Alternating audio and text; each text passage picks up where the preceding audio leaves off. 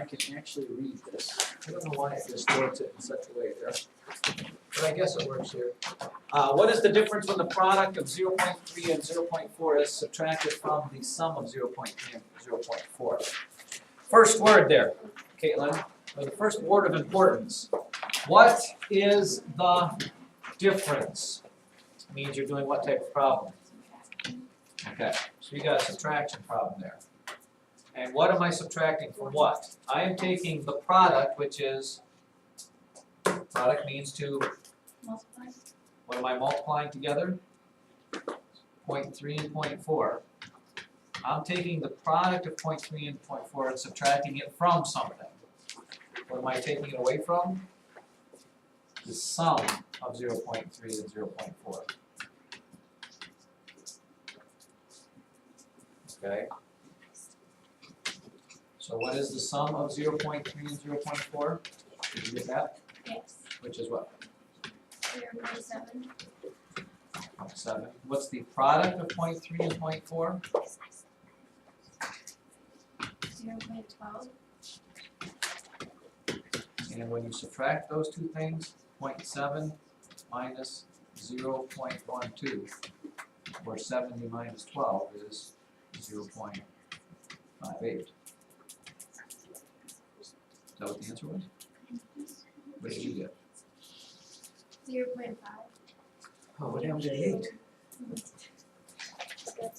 Logan? What's number 4? The answer to number 4 was 8,000. Oh, how to do number 4. Or I don't know why I got number 4. Sure.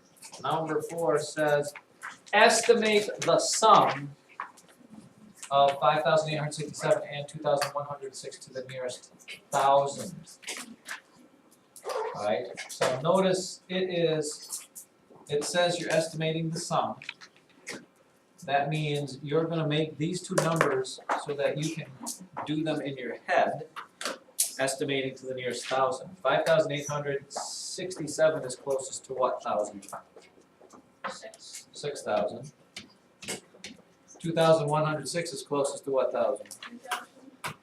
So if you add 2,000 and 6,000, you get, I get 8,000. I was doing multiplication. what's that? I was doing multiplication. That would certainly get you a larger number there. Samba. Thanks for number 3.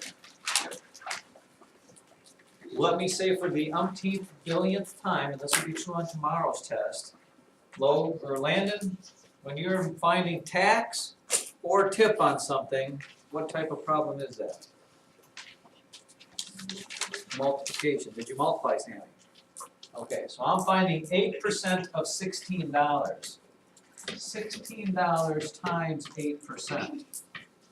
So what am I multiplying together there, Sammy? 0.08 and 16. Exactly. Change this to a decimal. It's 800ths.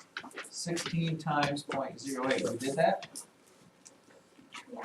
And 8 times 6 is 48. And you get this. Where does the decimal go? There. How many decimal places? 2, but I guess I'm multiplying. $1.28. Which makes sense.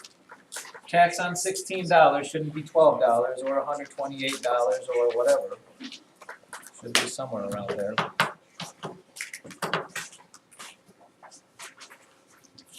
David, I got number 15 wrong. number 15.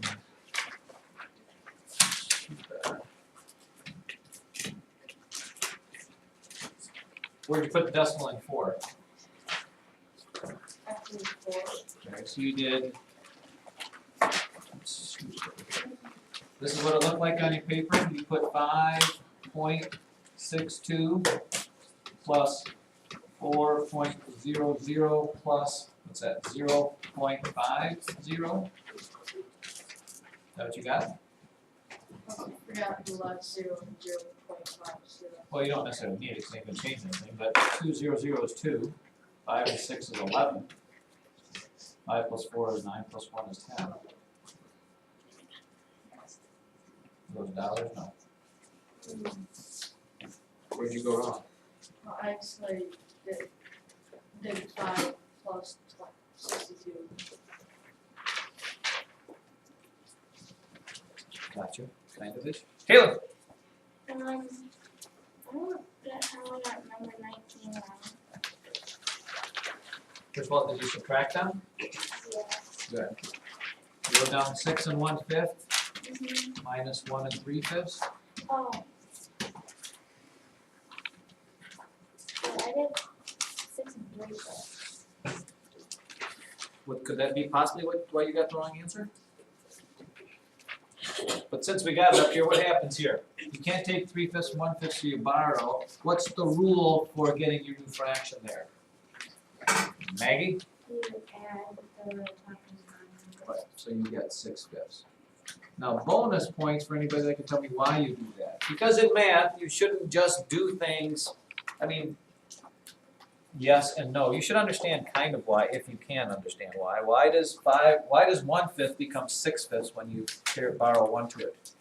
Andrew? Because then you'd be saying that 6 wasn't a whole number, so then you'd be adding that, so it'd only be 4/5. It would be the whole 6, which 6 would be 5/5. I don't know if I caught on to that. So like 6 is a whole number that has one whole number, and you take that into 5, and you put the whole number on. Right, I'm adding one whole thing to 1/5, but how does that make it 6/5? If you added just 1/4, 4/5, then that'd be saying that 6 wasn't a whole number.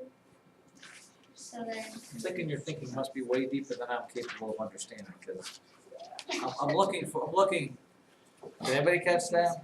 I mean, it's probably true what you're saying, but it kind of went way past what I'm maybe at this. Sammy?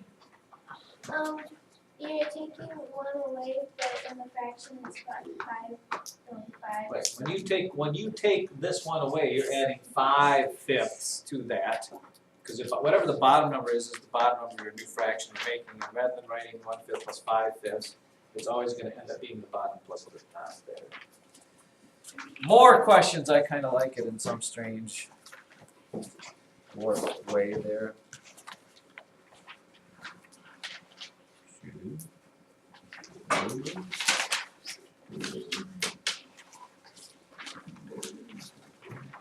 Wow, nothing. So let it be written, so let it be done, those of you in TV land, nobody asked any more questions than these. Let's just look at what questions were asked. We were asked questions on number 19 and 15, problem number 1 and 3 and 4, right? That was it. Review that.